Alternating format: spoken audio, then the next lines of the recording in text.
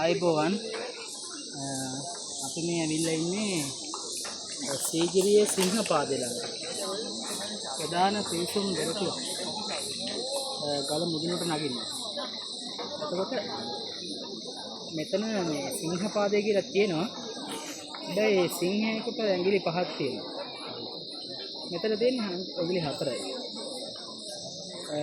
එතකොට මේක සිංහයෙකුගේ කියන එකට පොඩි සැකයක් තියෙනවා. සමහර අදහස් වලට මෙතන ගුරුළු පාදයක් කියලා කියනවා. ඉතින් ඒ කෙසේ වෙතත් සමහරවගේ අදහසකට අනුව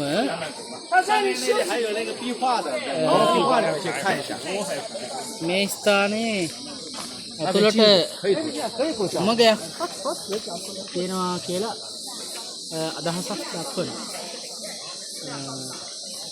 එතකොට මේ ස්ථානයේ තියෙනවා තව දකින්න මේ පර්වතයේ පඩිපෙළ වගේ කොටලා තියෙන ලක්ෂණ. සමහරවල් කියනවා මේ දඩු මොනර මේ උඩට යන්න තිබුණ සෝපානයක ඒ ලකුණු කියලා. නමුත් නෑ, මේ ස්ථානයේ ගොඩනැගීමක් තමයි ඉදි කරලා තියෙන්නේ. ඒ ගඩොල් හිර කරලා තැබීම සඳහා කරපු පර්වතයේ කොටලා තියෙන ලක්ෂණ තමයි දකින්න තියෙන්නේ. ඒතකොට ඔබට පේනවා මේ ගලේ මේ වටේ හැමතැනම උඩ මේ වතුර රඳා ගන්න වතුර ගල තුලට නෙරීම වළක්වන්නට කටාරම කොටලා තියෙන විදිහ.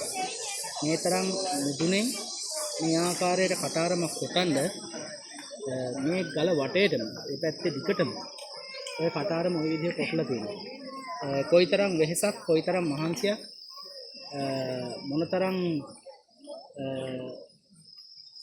ජීවිත අනතුරක් දාගෙන මේ කාර්යයන් කරලා තියෙනවද කියන එකට හොඳ උදාහරණ තමයි අපේ ඉදිරියේදී ඉතුරු කොටස් පෙන්වන්න මේ ස්ථානයේ කවුරුත් දැක බලා ගන්න කියලා මතක් කරගන්න.